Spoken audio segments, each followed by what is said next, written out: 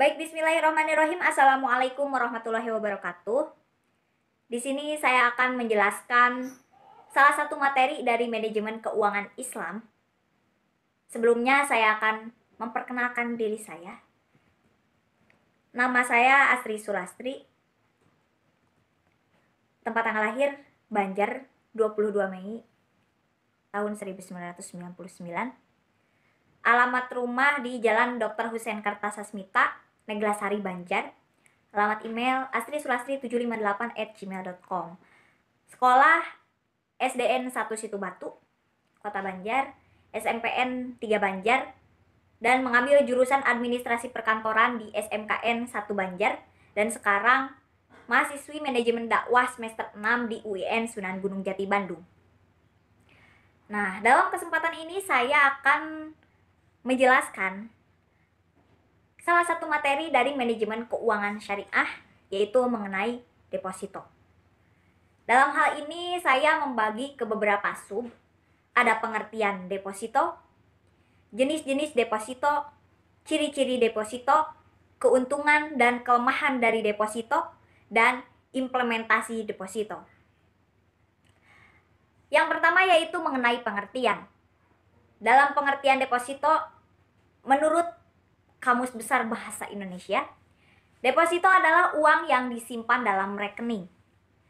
Sedangkan dalam Undang-Undang Perbankan Nomor 10 Tahun 1998 Pasal 1 dijelaskan bahwa deposito adalah rekening tabungan yang hanya dapat ditarik pada waktu tertentu berdasarkan perjanjian pelanggan dengan bank. Nah, bukan hanya itu, deposito menurut para ahli, saya mengambil menurut Lukman Dendi Wijaya. Beliau mengatakan bahwa deposito adalah simpanan dari pihak ketiga ke bank yang sistem penarikannya hanya dapat dilakukan dalam periode waktu tertentu berdasarkan kesepakatan antara pihak ketiga dan pihak yang bersangkutan. Nah, itu merupakan pengertian dari deposito. Adapun yang kedua yaitu jenis-jenis deposito. Ada 3 jenis deposito. Yang pertama, deposito berjangka. Yang kedua, sertifikat deposito. Yang ketiga, deposito on call. Nah, apa sih yang dimaksud dengan deposito berjangka? Deposito berjangka yaitu jenis simpanan yang memiliki jangka waktu mulai dari 1, 2, 3 hingga 24 bulan. Nah, deposito berjangka ini diterbitkan atas nama individu ataupun bisa juga atas nama institusi. Lalu bunga dapat ditarik setiap bulan dengan periode tertentu yang telah ditentukan dan telah disepakati. Oke, jenis yang kedua yaitu sertifikat deposito. Lalu apa sertifikat deposito ini? Nah, sertifikat deposito merupakan bentuk deposito yang diterbitkan oleh bank dengan periode waktu yang lebih singkat. Nah, yaitu waktunya 3 bulan, 6 bulan, atau bisa 12 bulan.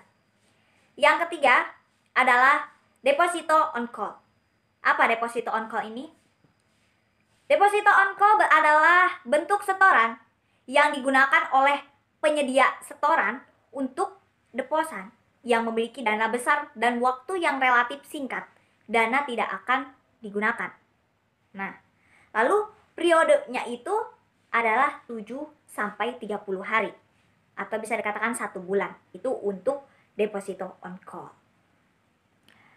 Baik, untuk selanjutnya yaitu ciri-ciri deposito.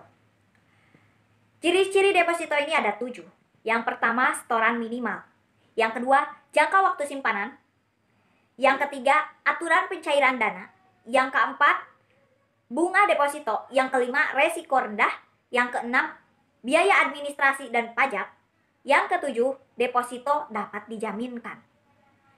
Lalu apa dengan setoran minimal? Nah, setoran minimal pada deposito pada umumnya ketika membuka rekening di bank, maka ada batas setoran minimal yang harus dibayar pertama kali. Nah, begitupun ketika kita membuka tabungan deposito, sama kita juga harus membayar setoran pertama gitu. Terus yang kedua, jangka waktu simpanan. Jangka waktu simpanan ini tidak bisa diambil sebelum jangka waktu tersebut jatuh tempo. Biasanya, nasabah akan diberikan denda apabila tidak sesuai dengan tempo, dan bank akan memberikan opsi untuk jangka waktu mulai dari 1, 3, 6, 12, atau 24 bulan.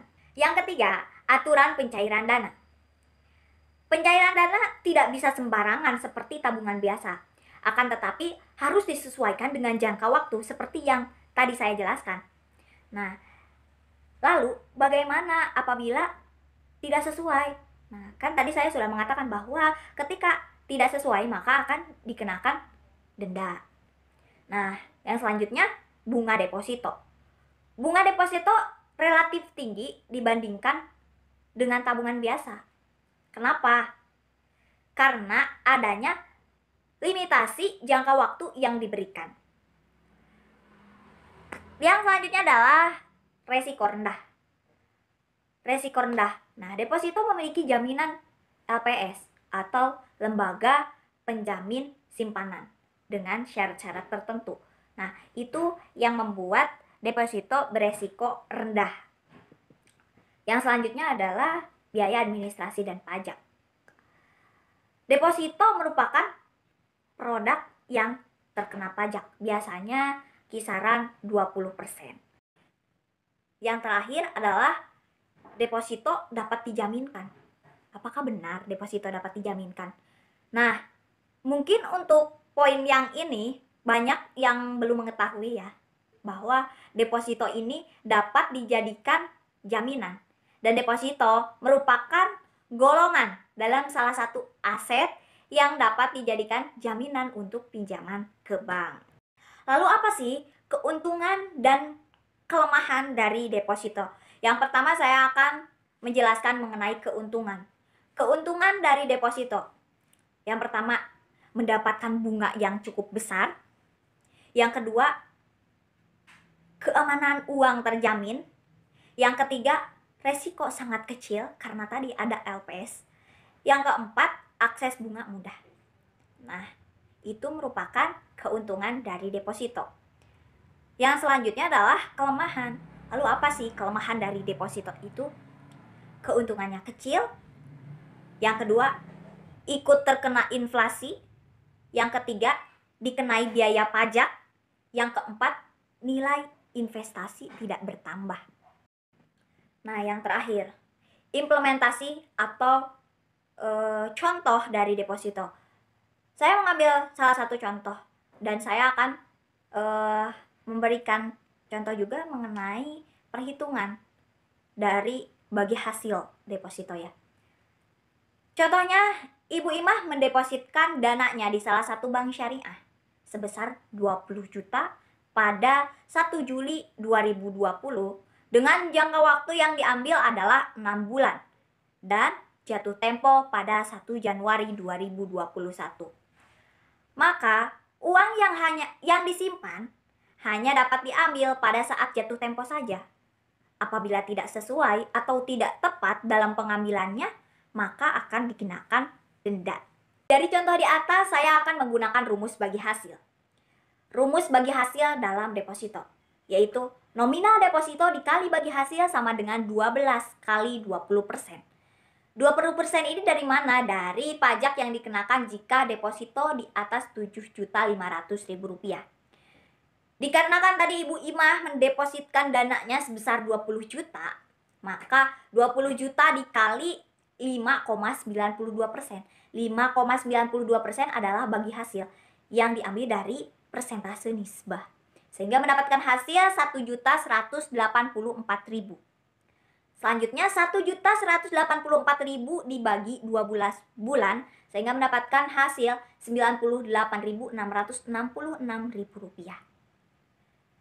980.666.000 rupiah dikali 20% dari pajak tadi sehingga mendapatkan 19.733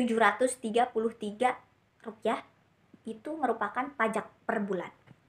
Nah, maka 98.666.000 rupiah dikurangi pajak per bulan yaitu 19.733 sehingga mendapatkan hasil Rp78.933. Maka 78.933 dikali 6 bulan karena tadi Ibu Imah mengambil jangka waktu 6 bulan dan mendapatkan hasil Rp473.000.